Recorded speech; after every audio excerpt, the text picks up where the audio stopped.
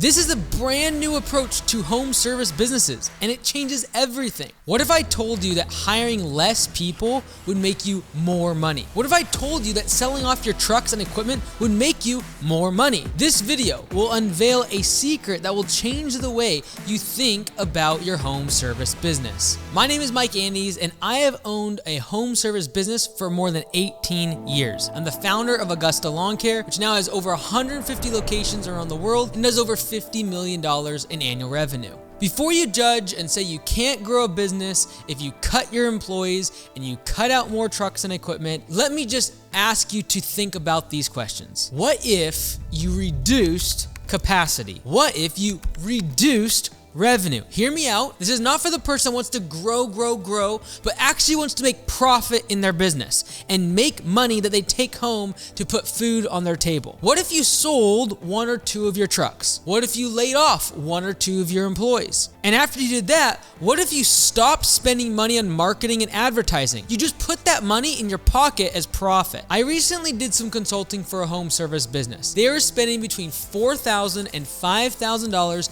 every single month on advertising.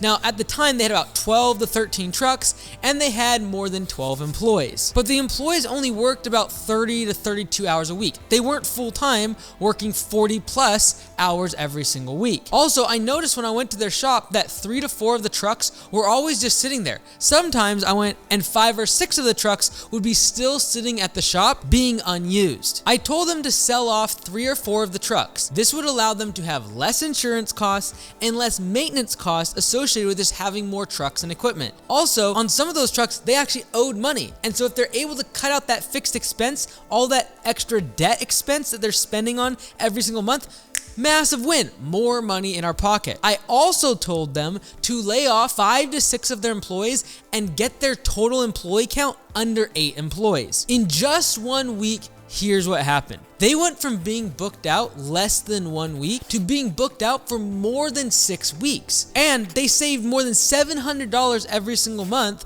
on just auto insurance from selling off a few of their trucks. They also saved $5,000 per month on marketing. They were spending on Facebook, on Google, and all these other platforms. And instead of doing that, they spent $0 on marketing. Again, $5,000 in their pocket. And if you're wondering, well, like, how in the world would they still get leads?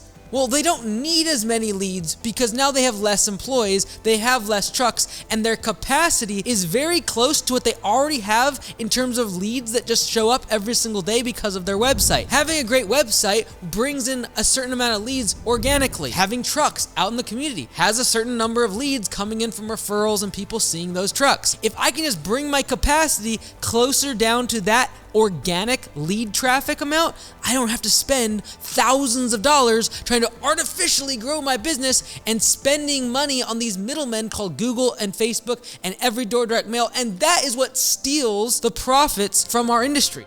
Home services, in my opinion, can easily be a 20-25% profit margin business. But for the vast majority of us, because we can't build a great website and because we don't know how to do budgeting correctly when it comes to how big our business should be, we end up spending all of our profits on these ad platforms. Now, the manager also was able to get a couple hours every single day back because he had less employees to manage after laying off several of them. Essentially, they were doing the same amount of work, but with just fewer employees. But now these employees were working full time. By having less employees to manage, this general manager was able to spend time on doing follow-up phone calls, and their close ratio increased. The general manager had the same amount of work being done by fewer employees. You say, well, how is that going to make you more money?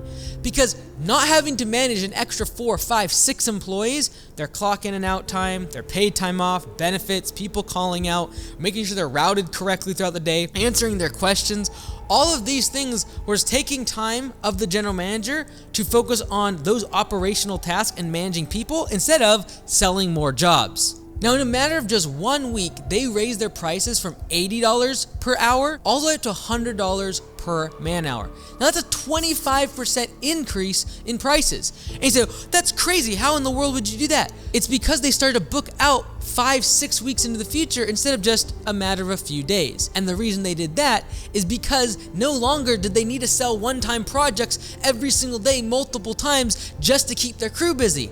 Now they had less crew members, they had less trucks and less equipment. They were closer to capacity, and so that difference between what they had in recurring revenue and then a little bit on top in terms of one-time projects was able to be spread out into the future. And when you're booked out 5-6 weeks into the future, you should probably raise prices. In a matter of just 1 month, this home service business was able to go from a negative profit margin to making money, back in the green. Why? Because they cut out excessive employees. They sold off excessive trucks. They reduced their capacity, and then they made sure they spent time and energy on actually selling the leads that were already coming into them organically. By doing that, they booked out into the future and raised prices by 25%. It's easy to think that if you have extra trucks sitting around or you have plenty of employees, that you should just go spend money on ads and market and get more leads and grow the business. But in doing so, we spend all of our profits on getting the leads. So many of the times I see people trying to increase leads and get more jobs in order to get closer to max capacity. When in reality,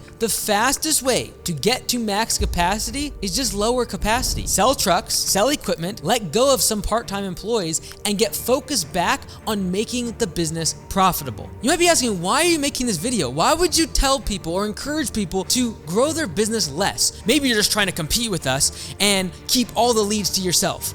No, the fact of the matter is that the vast majority of home service business owners don't make any profit. And how do I know this? Because I see hundreds, if not thousands, of profit and loss statements every single year. And the vast majority are in debt and don't make profit. And yet, all the while, one thing I see consistent is they're spending tons of money on Facebook, on Google, on getting all these leads from Yelp and Angie's List and Everydoor Direct Mail. And these middlemen are sucking out the profits from this industry. I encourage you to grow the business to a point where you make profit and then slowly build it over time instead of trying to pour all this gasoline on a fire that isn't even kindled yet. It makes me mad that home service business owners that work 60, 70, 80 hours a week are not able to provide for their families and are in massive amounts of stress simply because of this carrot that's being dangled in front of them that they should always grow their business. There's got to be a finish line that we can actually say, this is enough for me to be able to make a profitable business and then maximize those profits, because that's the reason we got in business. And if you're wondering, well, what is that perfect size business where I maximize profit?